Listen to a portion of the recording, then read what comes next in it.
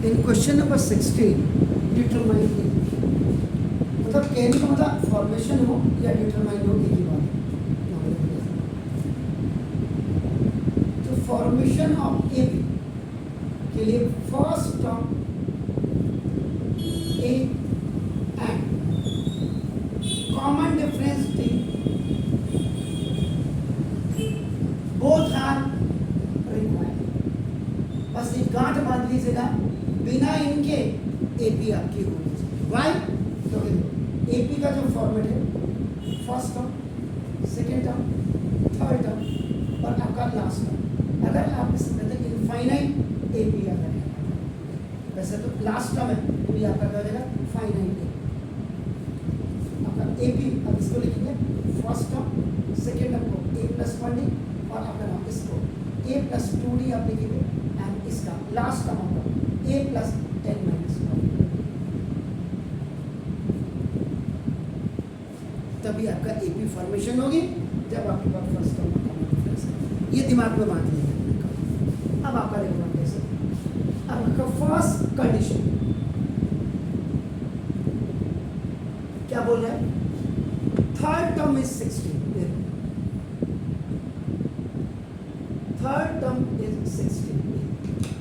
बिल्कुल इसके स्टेटमेंट को टाइप आपका as it is you do it. तो ना थर्ड टर्म का मतलब a3, इसका मतलब इक्वल टू 16 का मतलब a plus 2d is equal to 16। इसके सबसे बड़ी खूबसूरत चीज क्या होगी इसमें, आप इसको a is equal to 16 minus 2d भी कर सकते हैं। आपका देखना अगर आप बाय सब्स्टिट्यूशन मेथड यूज करेंगे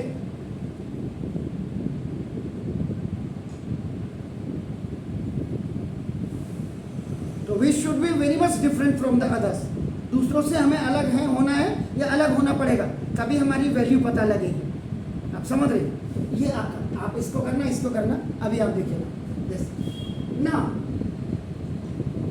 द सेकंड केस या सेकंड कंडीशन आपका क्या बोल रहा है, देखो 7th term is exceed by 5th term, आपका देखो ना, एंड एक्सीड का मतलब प्लस। तो ना what is this, this is a7 is equal to a5 और प्लस 12। कई राइटर्स ने क्या किया होगा, उसने यही आपका नाम कुछ नहीं लिखेगा, a7 minus a5 is equal to 12 कर दिया।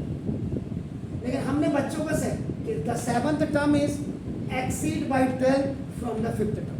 ये अपना 7th term exceed by 12 with 5th term. Is it clear? a7 आपका a प्लस 6 माइनस a और प्लस 4d, ये माइनस है। When you are keeping the value of this a5, so now it should be up and now inside the left and right parenthesis means binomial and बाहर से आप ये लगा दें। अब आप a plus 6d minus a minus 4d, तो now this 2d is equal to d is equal to 12।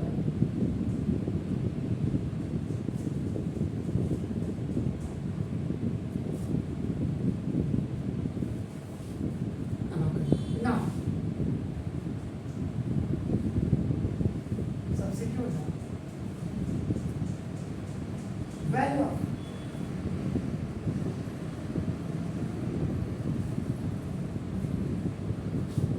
a is equal to 16 minus 2.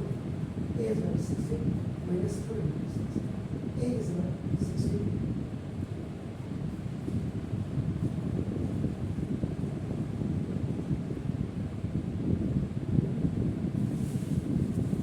आगे अब आपका AP फॉर्मेशन मैंने क्या कहा, AP is equal to first term, second term, third। यहाँ आपके पास option है, आप इनफाइनाइट AP यूज करें या फाइनाइट AP यूज करें। AP is equal to first term a plus 1d a plus 2d, is it clear? अब आपका AP is equal to first term आपका कितना है 4, 4 प्लस 1 इंटू डी कितना है 6, 4 plus into 6. AP is equal to 4, 10, 2, 6 are 12. 10 में से 4 जाएंगे 6, 16 में से 10 जाएंगे 6. तो ये आपकी AP आपका नाम आंसर है. मैंने वही बोला, मैं तो गरीब घर का बच्चा हूँ, मुझे तो पढ़ना ही पड़ेगा. अब एक्स्ट्रा में आप क्या कर सकते हैं, आप AN निकाल दीजिए. AN याद रखिएगा, जब आप फॉर्मूला यूज करेंगे, बार बार कह रहा हूँ, AN is equal to A plus N minus 1 into D. N is equal to N here. इससे दें आप AN minus 1 निकालेंगे. अब यहाँ पे N is equal to N minus 1 ये निकालने के बाद देन आप कॉमन डिफरेंस आपका निकालेंगे. Common difference D is equal to AN minus AN minus 1. अगर ये 6 आएगा इसका मतलब आप परफेक्ट है. इसके बाद देन आप क्या करेंगे, अगर SN निकालेंगे. SN निकालेंगे, इसमें आप कोई भी फॉर्मूला यूज करें, आएगा n/2 A plus AN. लेकिन आपका ये निकालने के लिए आपको एक बार आपका ये निकाल दिया आपने, यहाँ रख सकते हैं. और ये आपका हमेशा क्वाड्रेटिक इक्वेशन आएगा, यानी कि n स्क्वायर के ये in terms of n square आएगा हमेशा. और ये जो आएगा ये आपका लीनियर इक्वेशन होती है, linear equation keep in mind. इसके बाद आप क्या करेंगे, फिर आप SN minus 1 निकालेंगे. आपका n is equal to n minus 1. जब ये निकल जाएगा यहाँ n की जगह में n minus 1 रख देंगे. और उसके बाद आप AN निकालना, SN minus 1 इसका. और क्या कर सकते हैं आप, सपोज आपने कह दिया आप इसमें 50 टर्म निकाल दीजिए. 50 टर्म. तो जैसे सपोज मैंने यहाँ किया A50 मैंने निकाला, A plus 49 डी आपका हो जाएगा. तो फर्स्ट टर्म आपका देखो कितना 4 और प्लस 49 into 6. 4 प्लस ये 9 6 54 5 24.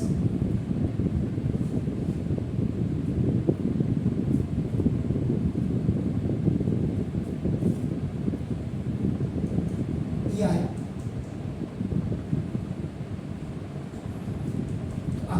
इसका मतलब अब आप जब AP बनाएंगे तो देखो 4 10 16. अब आपका देखो ये आपका 298 सपोज ये आया 298. ये आपका 58 टर्म है. इसका मतलब n इज इक्वल टू आपका यहाँ से यहाँ तक ये पहले ये निकालिए, ये 58 टर्म होगा आपका. ये फिर भी आप ट्राई करो. वैसे तो आपका क्या आ गया, ये आपका 58 टर्म, लेकिन फिर भी आप फर्स्ट टर्म सेकेंड टर्म इस वाले फॉर्मूले में रखना. यहाँ ये इसकी वैल्यू रख के n निकालें. क्या n इज इक्वल टू 50 आ रहा है, चेक हो जाएगा, क्रॉस चेक हो जाएगा. और उसके बाद फिर आप S50 निकाल सकते हैं, n/2 आपका A plus AN. यानी A की जगह में ये रखेगा, AN की जगह में ये रखेगा, n की जगह में 50 आ जाएगा. तो आपका तो मतलब इतने एक्स्ट्रा क्वेश्चंस आप इसमें कर सकते हैं. Is it clear? Please do it.